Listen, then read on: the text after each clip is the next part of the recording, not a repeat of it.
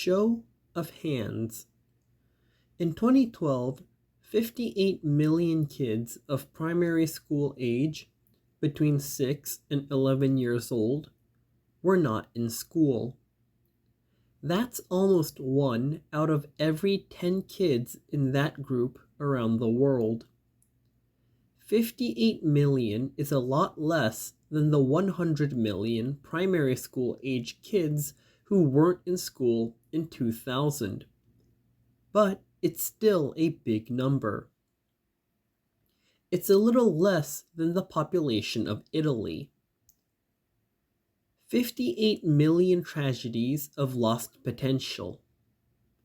How many of those kids might have helped discover a cure for AIDS/HIV, or invent a new rocket to Mars? Or simply found a path to a happier, healthier life? Even more 12 to 15-year-olds are not in school.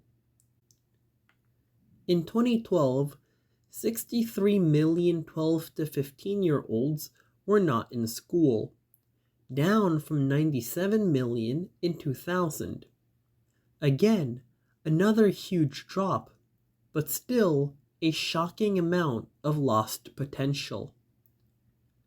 Wealthier countries, the World Bank, and many NGOs and charities, some of which we'll talk about later in this chapter, have helped build lots of schools, train teachers, and get more kids in school since 2000. That's why the numbers have dropped by millions. But why are there still so many kids not in school? We'll turn to that question after we talk a bit more about the kids who aren't in school and where they live around the world. A little less than half of the 58 million kids not in school have never, and likely will never, go to primary school. Imagine a 6-year-old girl living in a country where girls historically haven't gone to school. She knows she'll probably never walk into a school, whether it's a formal classroom or a thatched roof with open air on all sides instead of walls. Instead, she knows she'll either get married when other kids will be in secondary school, or she'll be working. Likely, she'll be both married and working, even if she's working only in her husband's home. That's a pretty limited image of your future when you're 6. Now, imagine her brother. Maybe it took a while for him to persuade his parents to send him to school, or maybe it took a while for his family to find the money to pay for school.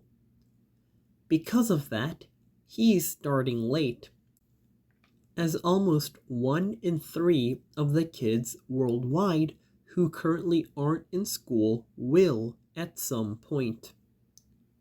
He worries he won't catch up, and many who start late never do.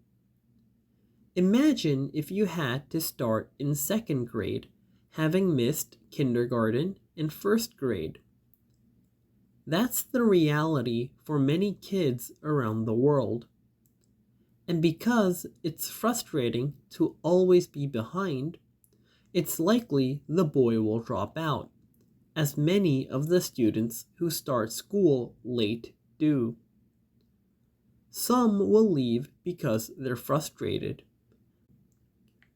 and many more won't finish primary school because education is not a priority for their families. Or even if it is a priority, kids are needed to help around the house, help farm the family's fields, or otherwise support their parents and family by working outside the home or begging on the streets. So even some of those who start on time will also drop out.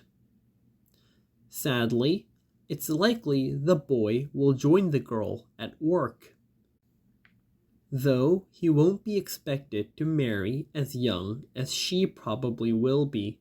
More on that in a bit. Certain countries have gotten more kids in school than others because they've made education a priority and had the money to do something about it.